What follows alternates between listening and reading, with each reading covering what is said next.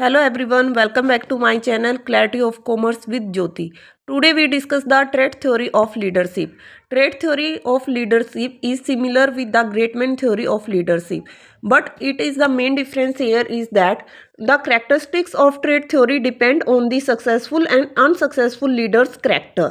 Means जो successful leader हुए हैं और जो अनसक्सेसफुल लीडर हैं उनके बेसिस पर ट्रेट थ्योरी को डेवलप किया गया and it is use to predict leadership effectiveness कि जो लीडर की इफेक्टिवनेस है वो कैसे यूज़ की जाती है, एक सक्सेसफुल लीडर कैसे बनता है।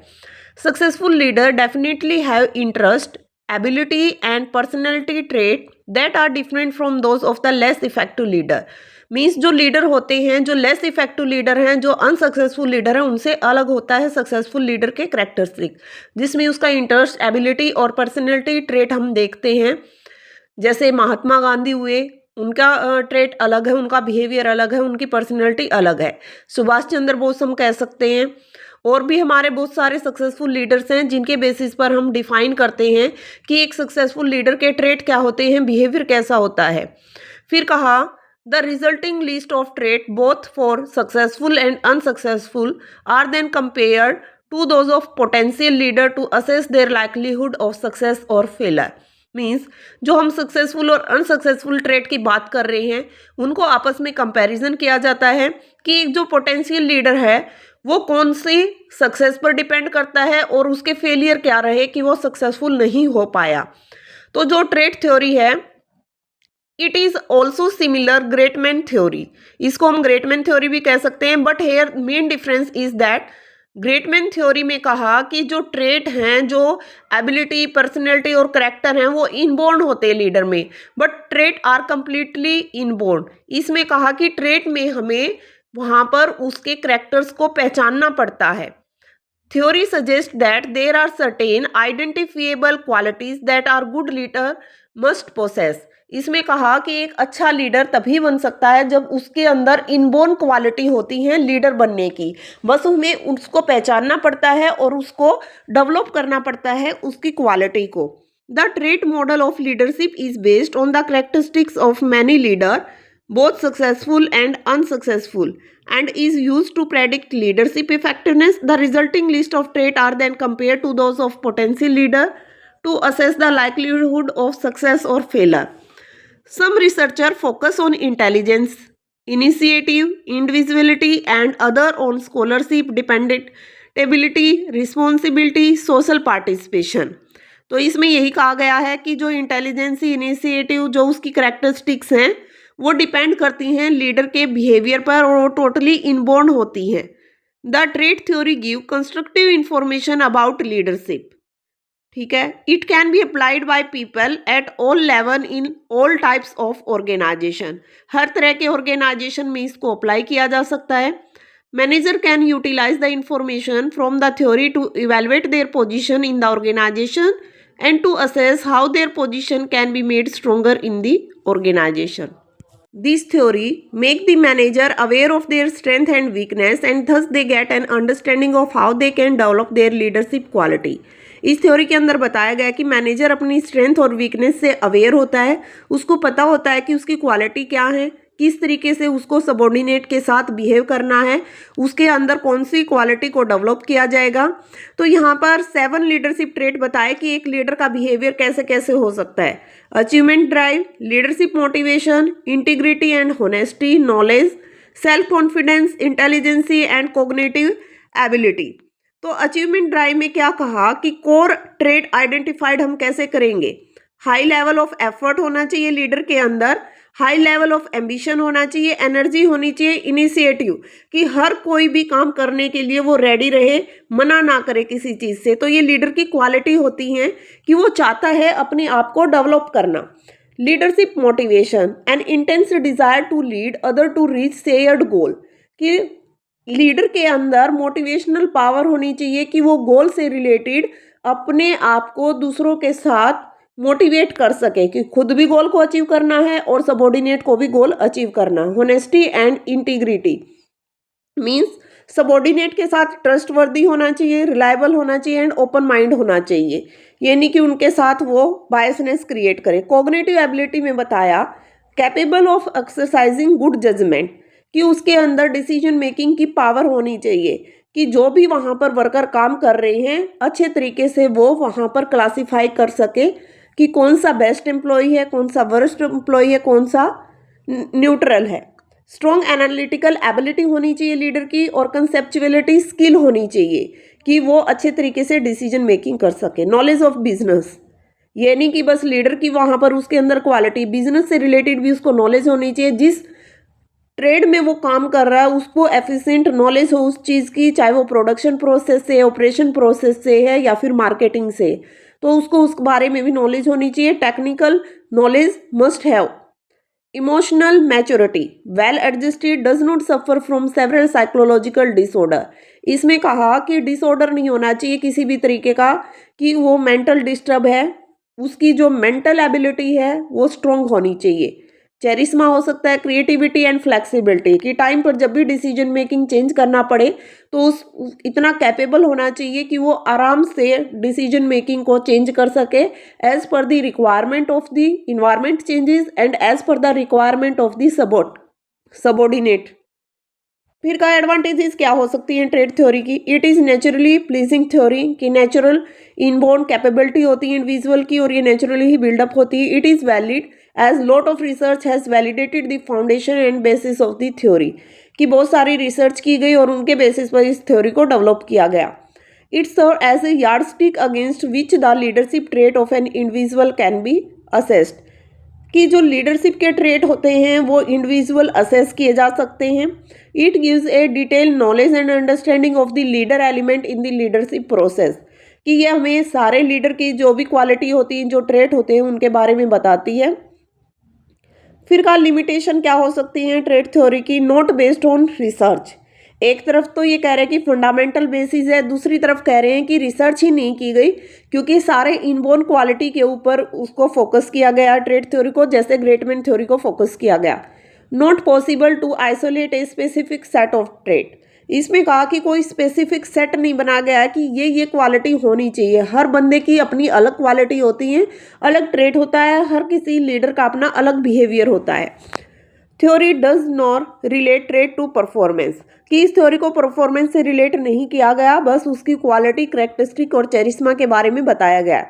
Trade don't make up total personality, theory look towards leader only, बस लीडर के ऊपर फोकस किया गया, सबॉर्डिनेट के बारे में कुछ नहीं बताया। No way of measuring intensity of trait, ये थी इसकी limitation of the trait theory. फिर आगे कहा कि जो ट्रेड अप्रोच है वो यहाँ पर एक क्वेश्चन क्रिएट करती है कि लीडर आर बोर्न और मेड, कि ट्रेड थ्योरी हमें क्या बताती है कि लीडर जन्म से ही होता है या फिर उसको बनाया गया है।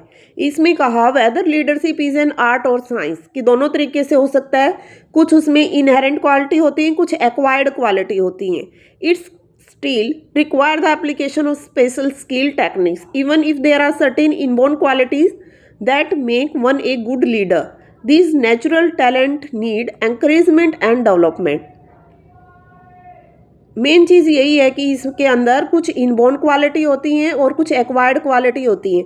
अगर लीडर के अंदर गुड इनबोर्न क्वालिटी है तो उनको और तरीके से डेवलप किया जाता है उनकी स्किल को, ताकि वो डिसीजन मेकिंग अच्छी कर सके। सेल्फ कॉन्फिडेंस को डेवलप किया जाता है। A person is not born with self confidence, quality तो होती हैं लेकिन उसको, लीडर को अपनी क्वालिटी को पहचानना पड़ेगा अच्छा लीडर बनने के लिए, कि कैसे इंडिविजुअल को मोटिवेट करना है, कैसे ऑर्गेनाइजेशन में काम करना है। Knowledge of business can be acquired, कोई बंदा बिजनेस की नॉलेज लेके जन्म नहीं लेता, बल्कि वो बाद में उस नॉलेज को एक्वायर करना पड़ता है। While cognitive ability has its origin partly in genes, it still need to be developed, कि जो कॉग्निटिव एबिलिटी होती है, डिसीजन मेकिंग की एबिलिटी होती है, स्पिरिचुअल जो नॉलेज होती है वो इनबोर्न होती है, बट उसको भी फर्दर डेवलप करने की ज़रूरत पड़ती है। ये थी trade theory of the leadership, जो हमें बताती है कि कुछ एक्वायर्ड क्वालिटी होती है, कुछ इनहेरेंट क्वालिटी होती है लीडरशिप के अंदर, कि ये आर्ट भी है और साइंस भी। कुछ टेक्निक्स का यूज़ किया जाता है एक अच्छे लीडर को डेवलप करने के लिए। यहाँ पर एक क्वेश्चन दिमाग में आता है हर किसी के, वेदर लीडर आर बोर्न और made, whether leadership is an art और science, these are not mutually exclusive alternate. कुछ भी हो सकता है, लीडर जन्म से भी हो सकता है और बाद में उसको डेवलप भी किया जा सकता है। तो यहाँ पर अब हम डिफरेंस भी क्रिएट कर सकते हैं कि ग्रेट मैन थ्योरी क्या बताती है और ट्रेट थ्योरी क्या बताती है। ग्रेट मैन थ्योरी में कहा कि leader are born not made. It suggest that history is shaped by extraordinary of one heroic individual who rise to the occasion, implying that leader have a hero gene. It is often described as a fatalistic and elitist. Trait theory focus from who is a leader to what make a leader. Means कौन leader है और किसने उसको leader बनाया, कैसे वो leader बना। Certain specific physical, social और personal characteristics such as intelligence, confidence, integrity distinguish leader from follower. कुछ पर्सनैलिटी होती हैं, कुछ कॉन्फिडेंस, सेल्फ कॉन्फिडेंस की क्वालिटी होती हैं, कॉग्निटिव एबिलिटी होती हैं जो एक लीडर को उसके फॉलोवर से अलग करती हैं कि हम पहचान सकते हैं कि कौन लीडर बनने के लायक हैं। वो बताती है trait theory. Great man theory तो कहती है कि लीडर जन्म से ही होता है, उसको बनाया नहीं जाता, उसके अंदर कुछ डेवलपमेंट नहीं की जाती।